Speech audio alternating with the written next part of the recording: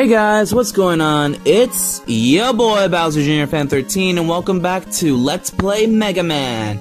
Alright, so last episode we took down 2 Robot Masters, and now it's time to take down our next Robot Master, Cutman. Cutman was created by Dr. Light to be a timber-felling robot, and is able to use the large, strong, ceramic titanium shears on his head to cut enormous trees in two with little effort. His main combat move, the rolling cutter, sees him detach those same shears from his head and hurl them like a boomerang at his target. He was constructed with a light, nimble body and foot hooks that allow him to operate even in stormy weather. Cutman is said to look up to preceding DLN Mega Man like an older brother, but despite his sharp mind, he has a tendency to not listen to others. He is a fan of kirigami, a Japanese paper cutting and folding technique, but dislikes the game rock, paper, scissors. You know, 'cause rock beats scissors. I mean, yeah. And I wonder if that has anything to do with his weakness, you know? Oh, and another thing you should know about Cutman, he's also extremely well known for his tendency to make crappy scissor-related puns. Cutman's the name, cutting's my game, and I don't mean hair. I'm going to make paper dolls out of you! Grab him! I'll slice and dice him! Let's cut to the chase, Mega Man! Even if it cuts me in half, I will make you whole again. Cutting it up! It's payback time, and I'm gonna cut you down to size! What? Still need advice at the 11th hour? Cutting it a little close, don't you think? Didn't get that? I guess you aren't so sharp after all. Finally! But you'll have to do better than that. I'm a cut above the rest. No matter how you slice it, you just can't make the cut. No dice, kid. I'm gonna cut you down to... Alright, I get it! Anywho, so now we're continuing with the level. And yeah, dodge those scissors that pop out of that drive-through looking thing. I don't know what that is. Yeah, so I guess this level is supposed to be some sort of, factory for cutting wood or something. I mean, it's the NES. It's hard to tell what these levels look like, especially with little to no detail. But, I mean, I guess it's more detailed in Wily Wars and Mega Man Powered Up, but I'm getting ahead of myself. And then the rest of this level, you're just dodging these little eyeball enemies that will constantly move. They're not hard to deal with, but you just need to have patience and stuff. They just take a few shots to go down, though. And yeah. And you'll notice that there's a lot of bricks or blocks all over the stage. This is where we can use the super arm. But I highly advise not to use the super arm. Well, at least not yet, because we are going to need it for Cutman. I mean, you could use it if you want, but I don't recommend it. Just save your energy. It's best for that. And again, that high score up there, the points, they don't mean anything. It's just for bragging rights or whatnot, or... I don't know. I've never cared about the high score thing. I mean, luckily they abandoned this whole idea in the rest of the Mega Man series. And yeah, there's a lot of things to dodge and be careful in these levels.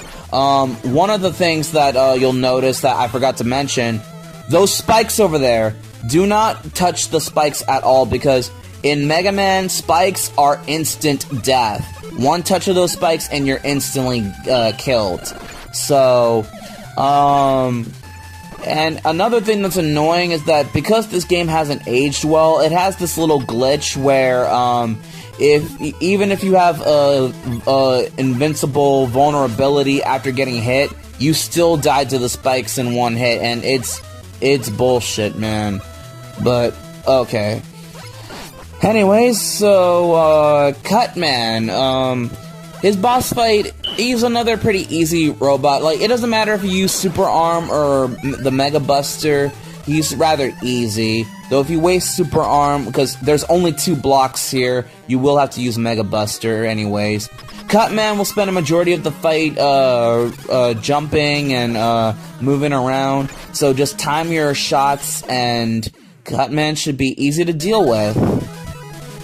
And by beating Cutman, we get the Rolling Cutter. It's one of the best weapons in the game. It's a boomerang-like scissors weapon that can kill almost everything. It's pretty useful. And speaking of useful weapons, we're gonna be going over to our next Robot Master, and my personal favorite robot in this game specifically, Electman!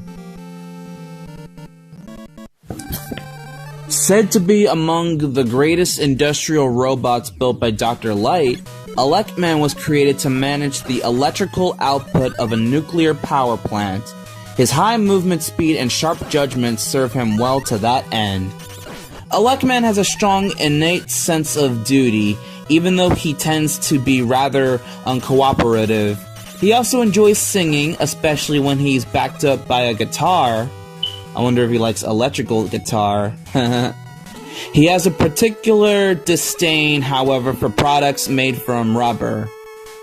Well, yeah, it makes sense, because, you know, rubber conducts electricity. I bet you he will not be a fan of Monkey D. Luffy either. Because, you know, Luffy's a rubber dude. I don't know where the hell I'm going with this. Anyways, now we come to one of the most annoying, infamous puzzles in all of Mega Man. The Yoku blocks, or the invisible blocks, or reappearing, disappearing blocks, or whatever. The Yoku blocks are so annoying to deal with because they constantly teleport, and you have to pay attention to the pattern of where they go so that you can cross, and it's annoying. Everybody I know who plays Mega Man, they hate the Yoku blocks, and I can understand that. Now, in Electman's stage, they're not bad to deal with, but trust me, the next stage we're going to be dealing with, maybe in part 3, I'm telling you, it's an absolute pain. And, anyways, as we're climbing up here, it's a good thing we took down Gutsman and got a super arm too, because we're actually gonna need super arms so that we can get a very important weapon that is mandatory to beat the game. Yes, you heard me right, folks. It's not optional. It's mandatory that you should get this. Well, it's not a weapon. It's more of a tool. It's mandatory that you get it. Otherwise, you're not beating this game at all. Yeah, I don't know what to tell you, but it's true. You're not going to beat it. What am I talking about exactly?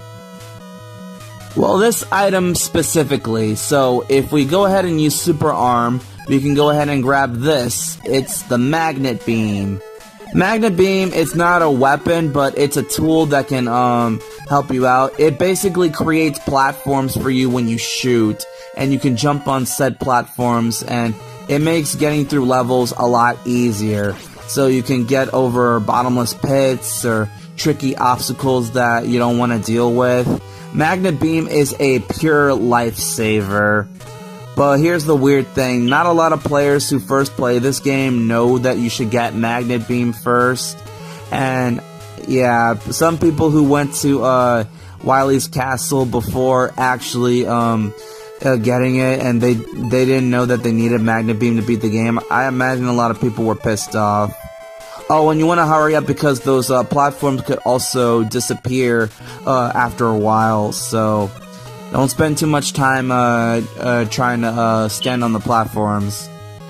You could also use it to dodge this big-eyed dude, but I didn't do it in time, so not that it matters. Alright, so now we are at Electman, folks. So we're just gonna climb and climb and climb. And yeah, this part requires patience to not get hit by these electrical currents and stuff. And we're gonna need as much health as we can because Electman, his weapon, the Thunder Beam that he shoots at you, it'll kill you in 3 hits. I'm not joking. Electman is so powerful, he'll kill you in 3 hits if you're hit with the Thunder Beam. So you'll need to be as quickly as possible. He moves fast, he can jump sometimes, and yeah, Rolling Cutter kills him in 3 hits, so yeah. And by beating Electman, we get Thunder Beam, which is the best weapon in the whole game. It's not only powerful, it can aim in 3 directions, and yeah, kills most things in 1 hit.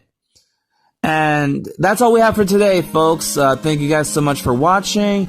Like, comment, share, and subscribe. And I will see you guys in part 3. So, peace out, YouTube.